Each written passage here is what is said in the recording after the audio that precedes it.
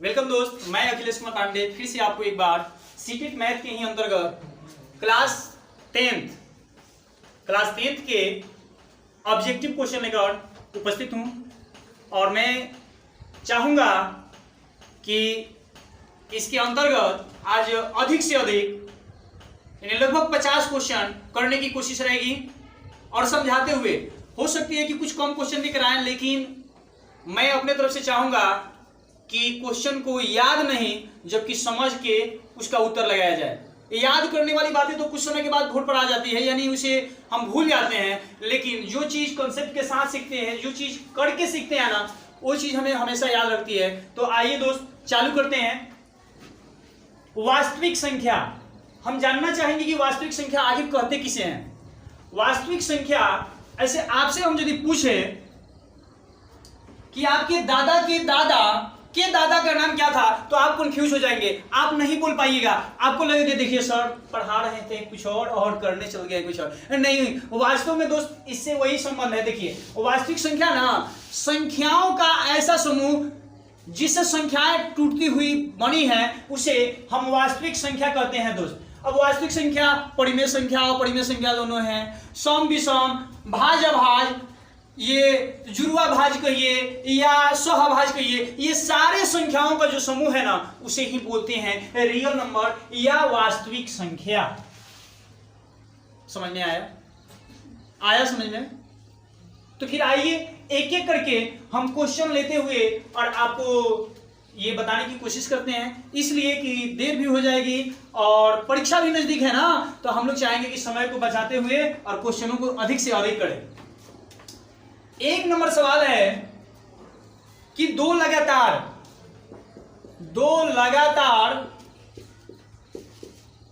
संख्याओं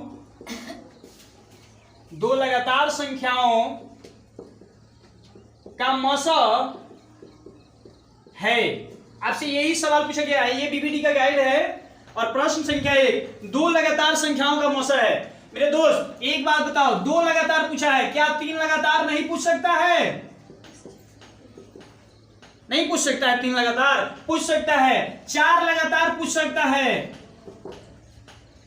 तो यदि हम 2 लगातार, आपको केवल टिक लगा के चले जाइए। मान लीजिए कि आपके ऑप्शन में ए में दिया हुआ है 4, बी में दिया हुआ है 2 और सी में 0 और वैसे ही डी में 1 दिया हुआ है, तो बताओ कि ये यदि तुम जान गया कि हाँ 2 लगातार संख्याओं का औसत, तुमने गाइड में देखा और टिक लगा दिया, लेकिन समझा ही नहीं। कहीं तुम्हारे पेपर में 3 का पूछ दिया और उसके लिए ऑप्शन दे दिया 1, बी में दे दिया 2, सी में दिया 3 और डी में दे दिया 4। अब बताओ इसका कैसे लगाओगे? 4 की ही बात कर दे तो किस कैसे लगाओ? माने ये तो अभी नहीं है फिलहाल, 2 लगातार के लिए ये ऑप्शन है। तो इसे समझो, पहले इसे समझो कि आखिर कैसे होती है।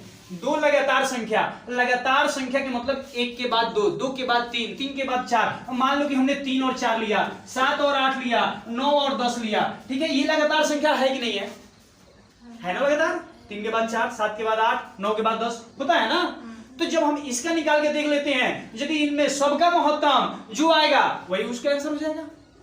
तो देखिए 3 से यदि हम 4 में ऐसे ही डिवाइड करके एचसीएफ निकालते हैं, तो 3 एकम 3, 4 में से 3 गया 1, और 1 से जब 3 में फिर से डिवाइड करेंगे तो 3 बार में कट जाएगा। और सुनो, ये 3 नहीं, आगे वाला एचसीएफ होता है जिसका आंसर 1 हुआ, तो हमारे लिए ऑप्शन डी हो जाएगा। उसी तरीके से हम चाहेंगे कि 4 लगाइएगा आप, इसमें कौन सा आंसर होगा देखा जाए।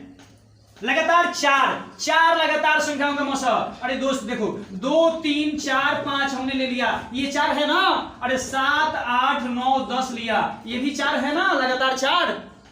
तो बताओ यदि तुमसे हम पूछे कि 2, 3 का महत्तम क्या होगा, तो तुमको होगी लगातार 2 संख्याओं का महत्तम 1 होता है। वैसे ही 4, 5 का महत्तम क्या होगा, तो 1 होगा। 7, 8 का महत्तम क्या होगा, 1 होगा। 9, 10 का महत्तम क्या होगा, तो 1 होगा। यानी कहीं से भी बात होए, लगातार की बात हो जाए ना, लगातार संख्याओं का, तो उसका महत्तम 1 लगाना। समझ में आया? यानी लगातार संख्या की बात करें तो किस पर लगाइएगा, 1 पर। आइए अगला सवाल देखते हैं।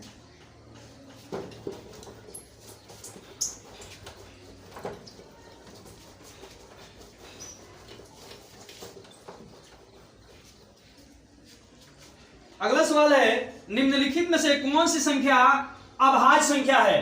अभाज्य आपसे पूछा गया है। हम पूरी सवाल को नहीं, जबकि ये केवल उसके है जो मेन टॉपिक है वही हम लिख देते हैं कि अभाज्य, निम्नलिखित में से कौन अभाज्य संख्या है? अभाज्य संख्या है। पहले ये बताओ मेरे दोस्त कि अभाज्य संख्या किसे कहते हैं? अभाज्य संख्या किसे कहते हैं, ये बात हमने आपसे पूछा है। देखो दोस्त, यदि नहीं भी मालूम है ना तो हम बता देने की कोशिश करते हैं। देखो, ऐसी संख्या जिसका मात्र 2 गुणनखंड हो, एक और स्वयं, ऐसी संख्या जिसका मात्र 2 गुणनखंड हो, एक एवं स्वयं, उसे अभाज्य संख्या कहते हैं। या वैसी संख्या जो एक एवं स्वयं को छोड़ के और किसी दूसरी संख्या से उसमें भाग न लगे, उसे अभाज्य संख्या कहते हैं। जैसे पहली अभाज्य संख्या की बात की जाए ना तो 2 है, और आप कहिए कि ये क्यों नहीं है ना? अरे एक इसलिए नहीं है कि एक में एक से ही भाग लगता है और फिर से तो एक ही से भाग लगता है, तो दोनों तो बराबर ही हो गया। लेकिन 2 की बात किया जाए ना तो 2 में 1 से भाग लगता है और 2 से भाग लगता है, और किसी संख्या से 2 में भाग नहीं लगता है। और ऐसे ही 3 की बात किया जाए तो 1 से लगता है और 3 से लगता है। 4 की बात किया जाए ना तो देखो 1 से लगेगा, 4 से लगेगा, और भी यह किसी संख्या से लगने वाला है, आप कहिएगा कि 2 से लगेगा, इसमें 2 से भी भाग लगेगा। तो देखो 1 और 4 के छोड़ के और यदि किसी संख्या से उसमें भाग लग जाए तो वह संख्या अभाज्य नहीं जबकि भाज्य संख्या हो जाएगी। कौन सी संख्या हो जाएगी? भाज्य संख्या। तो आपको समझ में आ गया कि अभाज्य संख्या किसे कहते हैं। दोस्तों देखो 9, 13 और 17, बताओ इसमें से कौन सी भाज्य संख्या है? भाज्य, अभाज्य नहीं, हमने पूछा भाज्य। तो देखो ये दोनों अभाज्य है। आप कहोगे कि ये दोनों अभाज्य है क्योंकि 1 और 13 से करता है और किसी संख्या से नहीं करता है, 1 और 17 से करता है और किसी से नहीं करता है, लेकिन 9, 1 और 9 को छोड़ के 3 से भी करता है, तो इसलिए यह भाज्य हुआ। लेकिन हमें इसमें किसको चुनना है? अभाज्य संख्या को। तो देखो दोस्त 27 तो 3 से भी करता है, 9 से भी करता है, 35 इकाई स्थान पर 5 दिख गया ना तो वो समझ लेना कि भाज्य संख्या है। किसी संख्या के इकाई के अंग पर 5 दिख गया तो समझना कि वह भाज्य संख्या है, कभी भी मत लगना अभाज्य पर। अब समझो ये 56 के पास आते हैं, इकाई स्थान पर 6 दिख जाए तो वह भी संख्या भाज्य होती है। और अभाज्य की बात आ जाए ना तो 1 और 13 को छोड़ के यह और किसी से नहीं करने वाला है, इसलिए इसका आंसर 13 हो जाएगा मेरे दोस्त। समझ में आया? अभाज्य संख्या कौन है? 27, 35, 13 और 56 में तो 13 होगा, इसलिए कि ये सभी किसी न किसी से कटने वाले हैं, जबकि 13 1 और 13 को छोड़कर किसी और से कटने वाला नहीं है। आइए, और भी अभाज्य के बहुत सारे क्वेश्चन मिलेंगे आपको, बहुत सारे क्वेश्चन मिलेंगे ना। हम आपको कुछ शॉर्ट तरीके भी बताएंगे अभाज्य संख्या से जुड़े, लेकिन फिलहाल अभी इन और क्वेश्चनों को चलते हैं। आएगी क्वेश्चन, 1-2 क्वेश्चन और आएगा, हम बताएंगे।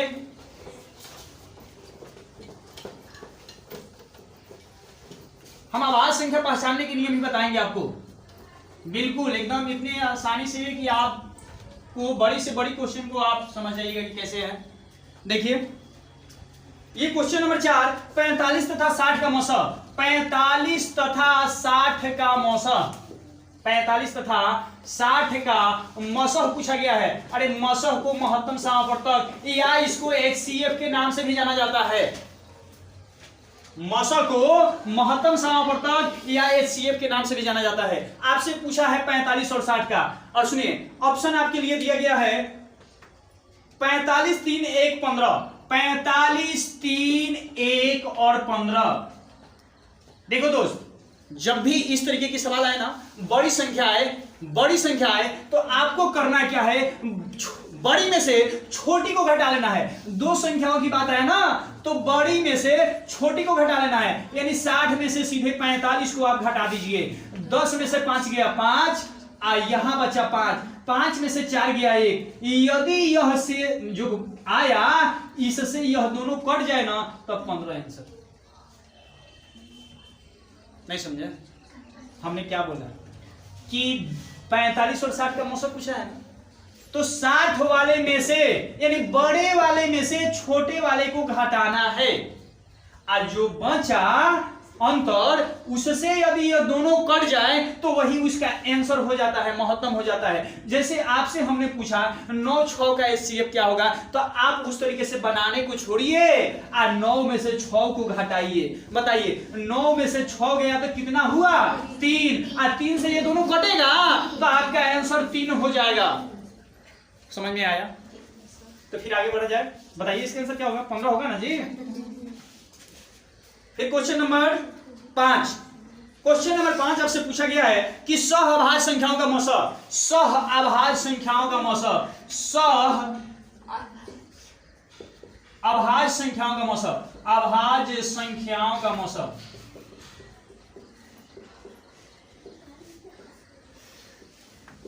सहअभाज्य संख्याओं का मौसा होगा। तो बताओ दोस्त, सहअभाज्य संख्याओं का मौसा, आपको संख्या नहीं दिया, बस सीधी सी बात पूछ दिया कि सहअभाज्य संख्याओं का मौसा। पहले ये तो जानो कि सहअभाज्य संख्या है क्या। अरे ये जानो तो पहले कि सहअभाज्य संख्या है क्या, है कि नहीं।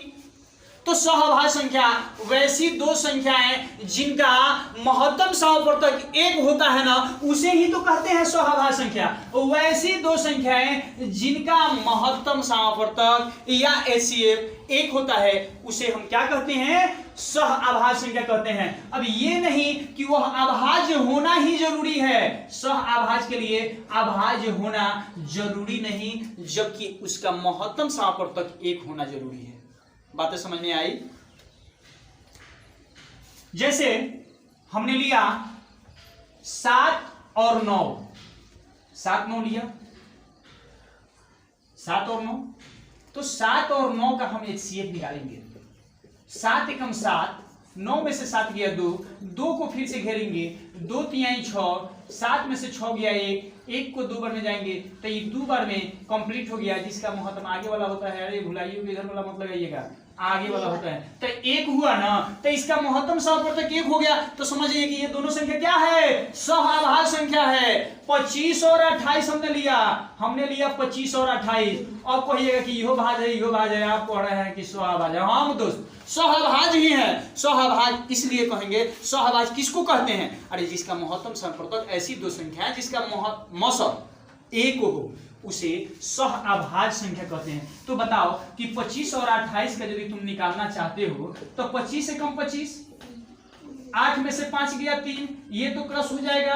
3 को फिर 25 तो 3 बटे 24, अब 5 में से 4 गया 1, आई 3, तो 3 बार में 3 कंप्लीट हो गया। तो एक आया ना। तो यदि दो संख्याओं का महत्तम समापवर्तक 1 हो जाए तो उसे हम बोलते हैं सहअभाज्य संख्या। समझ में आया? तो बताइए ना, सहअभाज्य संख्याओं का महत्तम समापवर्तक होता है 2 1 3 या कोई नहीं, 2 1 3। आपसे पूछा गया था 2 1 3 और इनमें से कोई नहीं, तो 1 तो दिखिए गया ना, हो गया आंसर। चलिए आगे देखते हैं।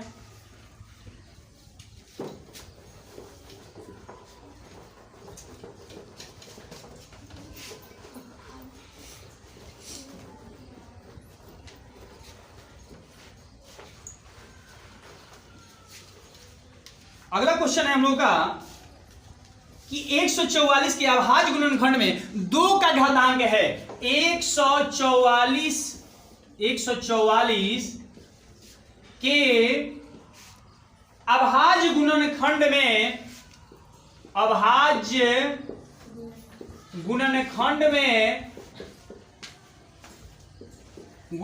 में 2 का घातांक है। 2 का घातांक या घातांक है, आपसे यही पूछा गया है। और ऑप्शन आपके लिए है 3, बी में है 6, सी में 4 और डी में है 5। देखो दोस्त, ये पहले समझो अच्छे से। ऐसा पेपर में एक ना एक यदि तुम टेस्ट एग्जाम दिया होगा, हो सकता है कि 1-2 दिन के बाद फिर से टेस्ट देने वाले हो, तो देखना ऐसा सवाल जरूर बनेगा आपके पेपर में। ये 144 बदलेगा, यह 2 बदलेगा, लेकिन बाकी सब बात जो ये सब है ना, यह नहीं बदलने वाला है। ऐसा पेपर में मिलेगा। तो देखिए आपसे पूछा गया ना 144 के अभाज्य गुणनखंडों में 2 की घात। हम यदि आपसे पूछे कि 20 नहीं वो 25 में 5 की घात, 25 के अभाज्य गुणनखंड में 5 की घात हमने पूछा। आपसे क्या पूछा? 25 के अभाज्य गुणनखंड में 5 की घात क्या होगा? तो आप देखिए कैसे उसका उत्तर लगाइएगा। 25 का पहले गुणनखंड कीजिएगा, वह भी अभाज्य गुणनखंड के रूप में। तो 5 कितना आया? 2। आपका उत्तर होगा कि 5 की घात 2 होगा और यही आपका आंसर होगा। ऐसे ही हम यदि आपसे पूछ ले कि 16 में 2 की घात क्या होगा, तो 16 में 2 की घात पूछा, घात यहां लिखाता है, ठीक ना। तो 16 को आप अभाज्य गुणनखंड कीजिएगा तो कुछ ऐसे होगा, 2 दूनी 4, 4 दूनी 8, 8 दूनी 16। इसे आप 2 की पावर 4 भी लिख सकते हैं। तो 2 की घात पूछा है ना मेरे दोस्त, तो 4 इसका आंसर हो जाएगा। लेकिन वहीं पर आपसे 20 का पूछ दें तो बताओ कि 2 की घात क्या होगा। तो देखो 2 के लिए 1 2 और 0 के लिए हमने अपने शॉर्ट वीडियो में बना रखा है कि 2 गुने 5 1 लगा देना। 2 दूनी 4, 4 पचे 20। तो बताओ 2 कितना आया? 2 की पावर 2, 5 1 आया। अरे 5 को छोड़ो, आपसे पूछा था ना कि 20 में 2 की घात बताओ। 20 में 2 की घात, तो 2 की घात 2 हुआ और यही आपका आंसर हो गया। इस 5 के चक्कर में मत पड़ना, ठीक है। तो आइए अपने सवाल पर और कोशिश कीजिए ना। 144 के अभाज्य गुणनखंड में 2 का घातांक क्या होगा? आप भी कोशिश कीजिए।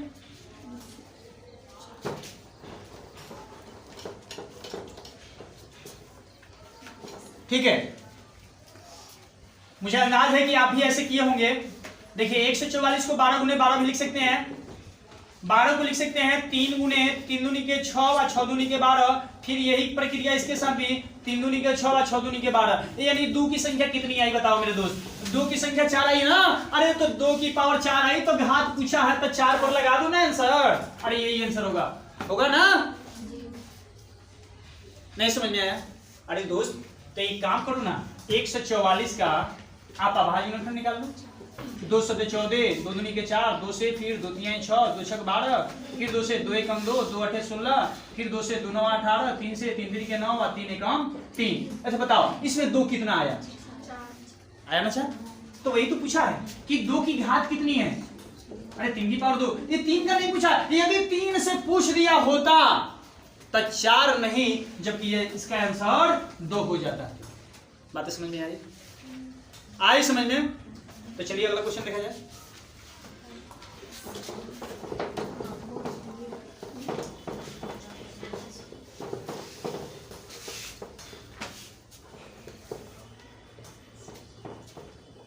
एक बात है दोस्त, आप लोग भी बहुत कंजूस हैं, समझे? आप कंजूस क्यों हैं मैं बताऊं या बाद में बताऊं? बोलिए। अक्सर लोग ना मेरा वीडियो देखते हैं, हम देखे हैं, जैसे ये क्या नाम है, एक यूट्यूब स्टूडियो होता है ना, वहां से हमने देखा है। तो मेरे जितने सब्सक्राइबर नहीं देखते हैं ना, उतना अनसब्सक्राइबर, यानी जो लोग सब्सक्राइब नहीं किए हैं वो लोग देख रहे हैं। तो फिर ऐसा क्यों यार? अरे थोड़ी सी रहम करो यार। और प्लीज मेरा वो चैनल को सब्सक्राइब करो, इसलिए कि जल्द से जल्द मैं भी ऑनलाइन आके पढ़ाऊं, लाइव जिसे बोलते हैं ना लाइव। तो लाइव में आकर मैं भी अपना क्लास अपनी बने क्षमताओं को व्यक्त कर पाऊं। प्लीज आपसे रिक्वेस्ट है कि जरूर सब्सक्राइब करें। आइए क्वेश्चन को आगे बढ़ाते हैं। निम्नलिखित में से कौन सा अभाज्य संख्या है? फिर से क्वेश्चन आ गया, अभाज्य संख्या है, अभाज्य संख्या है, अभाज्य संख्या है। अरे कौन सी इसमें से अभाज्य संख्या है? आपसे पूछ दिया ए में 91, बी में दे दिया आपका 213 और सी में दिया 41, डी में दिया 501। अरे दोस्त क्या तुमको विभाज्यता के नियम मालूम है? अरे आपको विभाज्यता के नियम मालूम है? यदि विभाज्यता के नियम मालूम नहीं होगा ना तो फिर प्रॉब्लम आएगा पहचानने में, क्या? अभाज्य संख्या। तो हमने बोला ना कि आपको विभाज्यता के नियम मालूम होना चाहिए। विभाज्यता के नियम के लिए हमने बोला कि आपको एक स्पेशल क्लास बनाएंगे और उसमें बहुत सारे विभाज्यता के नियम आपको कम से कम तो 11 तक, 1 से तो सब संख्या पड़ता है, यानी 2 से 11 तक की विभाज्यता के नियम याद मैंने याद नहीं, मैंने उसको कॉन्सेप्ट यानी दिमाग में भर देंगे। अरे याद तो क्या, याद तो करोगे आज कल वोट पार ही देखो, हमको मालूम है, लेकिन नहीं, जब कॉन्सेप्ट से सीख लोगे ना तो वो दिमाग से नहीं निकलेगा। ऐसी कोई बातें नहीं कि जो हमसे पूछो वो हम सब हमको भी याद है, नहीं, लेकिन जो हमने कॉन्सेप्ट से सीखा है, जो हमने करके सीखा है ना, वो मुझे याद है। देखो दोस्तों, यह 91 है ना, तो 91 1300 तो 91 होता है, यानी 13 में 7 से गुना करेंगे तो 91 होगा। यह 91 एक और 91 को छोड़ के 13 और 7 से भी कटा, इसलिए हम बोलेंगे कि 91 जो है वह अभाज्य नहीं जबकि भाज्य संख्या है। इसको देखो, इसको कुछ कंसेप्ट अपने दिमाग में भी भरो। देखो 3 1 4 2 6, यदि जोड़ने पर, यानी जोड़ने पर योगफल 3 का गुणज आए, यानी 3 के पहाड़ा में आए, तो जोड़िए तो 3 आए 4, 4 2 6, जोड़ने पर 6 आया, क्या 6 में 3 से पूरा भाग लग जाएगा? 3 से 6 में पूरा भाग लग जाएगा, तो इसे हम बोलेंगे कि यह संख्या 3 से कटने वाला है। तो बताओ, 1 और 213 से कटा और 3 से भी कट गया, तो यह संख्या भी क्या हो गया? आपका भाज्य संख्या हो गया। ऐसे ही इसको देखिए, तो 5 में 0, 1 में 0 जोड़ेंगे तो 1, 1 में 5 जोड़ेंगे तो 6, यह 6 हो गया, जो कि 3 से कट गया, तो यह भी संख्या भाज्य संख्या होगी। अब बची कि आपसे पूछा गया है अभाज्य संख्या कौन सा अभाज्य संख्या है, तो आपका आंसर होना चाहिए 41। समझ में आया? आया समझ में? ठीक है, तो आगे देखते हैं। किसी पूर्णांक p के लिए, किसी पूर्णांक p के लिए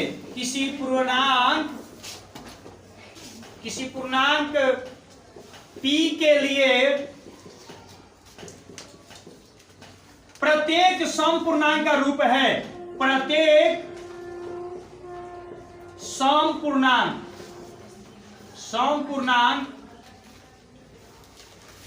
का रूप है।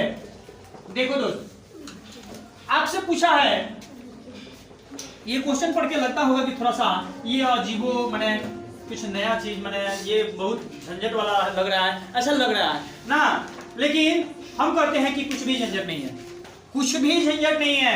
अरे सीधे सवाल से समझो कि किसी पूर्णांक p के लिए, यानी p का मान कुछ भी हो सकता है, 1 2 3 4 5 6 7 8 कुछ भी हो सकता है। किसी पूर्णांक p के लिए प्रत्येक समपूर्णांक, यहां पर आपको ध्यान देना है, यहां समपूर्णांक, बस यहां ध्यान देना है। अब समझो दोस्तों, यहां ऑप्शन आपके लिए दिया है कि 2p + 1, b में दिया है p और c में दिया हुआ है p + 1 और d में दिया हुआ है आपका 2p।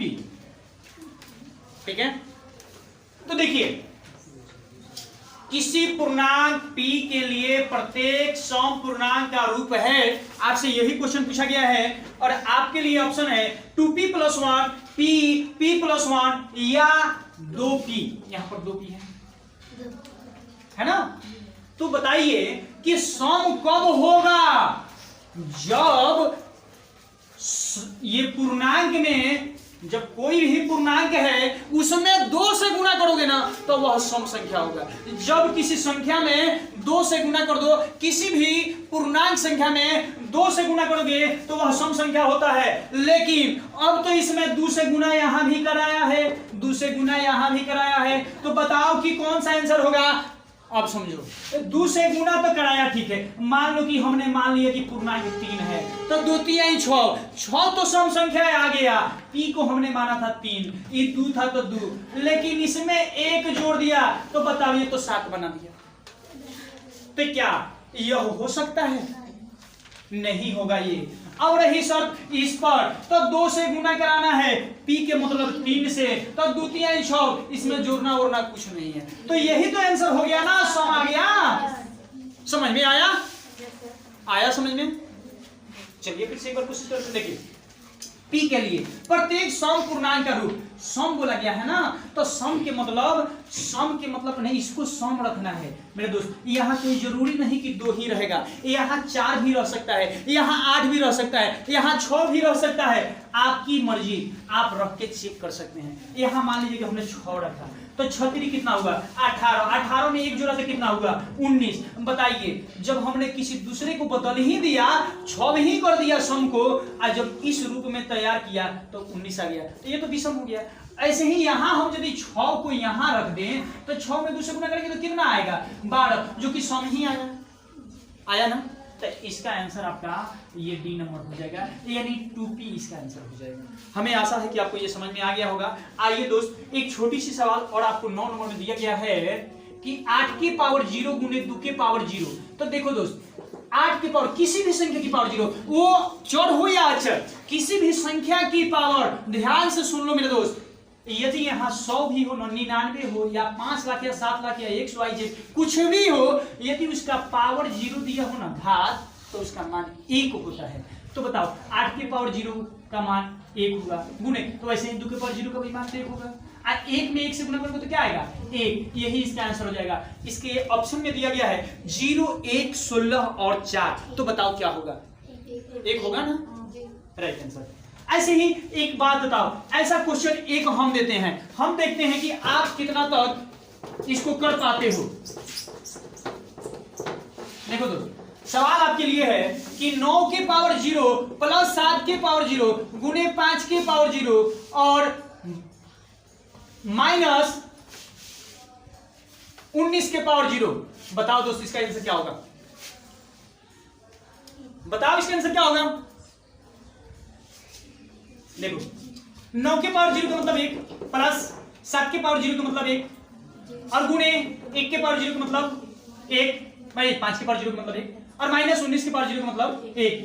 पहले गुना करते हैं तो 1 प्लस 1 में 1 से गुना करोगे तो 1 आएगा, माइनस का 1 होगा, माइनस का 1 प्लस का 1 कट गया, बचा क्या 1। इसका आंसर कोई जरूरी नहीं है कि हमेशा इसका आंसर 1 ही होगा, हाँ इसका मान 1 होगा, लेकिन जब बनाओगे सवाल तो हमेशा जरूरी नहीं है कि 1 ही होगा। देख लो सवाल जैसे 13 के पावर 0 प्लस 19 के पावर 0 प्लस 20 के पावर 0 ऐसे दे दिया, तो बताओ 1 के पावर 0 का मतलब 1, 19 के पावर 0 का मतलब 1 प्लस 20 के पावर 0 का मतलब 1, अब जोड़ो 1 1 2 1 3, तो बताओ चेंज हुआ कि नहीं हुआ। अब तुम क्या करो कि सर ने बताया था कि यदि 0 दिख जाए ना तो 1 आंसर लगा दो, लेकिन ये भी जानो कि बीच में 1 तो इसका मान बताया था ना, अरे 1 हमने किसको बताया, जिसका पावर 0 होता है उसका मान 1 बताया, ठीक ना। तो जब हम इसके कैलकुलेशन को जरूर करेंगे, कैलकुलेशन करेंगे 13 के पावर 0 का मतलब 1, 19 के पावर 0 का मतलब 1 और 20 के पावर 0 का मतलब 1 और 1 1 ऐसे जोड़ेंगे तो इसका आंसर आएगा। समझ में आया। आइए एक अंतिम और सवाल लेते हैं, इसके बाद में फिर नेक्स्ट वीडियो में कोशिश करेंगे जल्दी से जल्दी और करने की, लेकिन क्या करें दोस्त, आप तो मेरे समक्ष है नहीं, मेरे माने पास तो है नहीं कि हम आपको जान पाए कि हाँ आपको कहाँ तक ले आता है, क्या क्या आ जाता है। यदि आपको हमें लगता है कि हाँ ये सब आ जाता है तो हम आपको आगे बढ़ा देते हैं।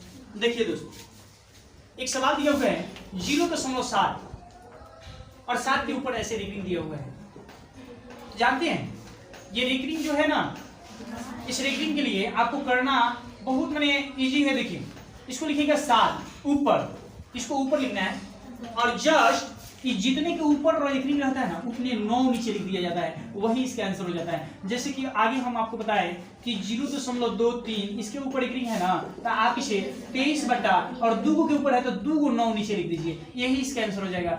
फिर मिलेंगे दूसरे वीडियो में, फिर तब तक इसको देख ले, इसको समझ लेते। देखिए 7/9 7/90 7/99 7/10 इसका आंसर ऑप्शन ए हो जाएगा ना।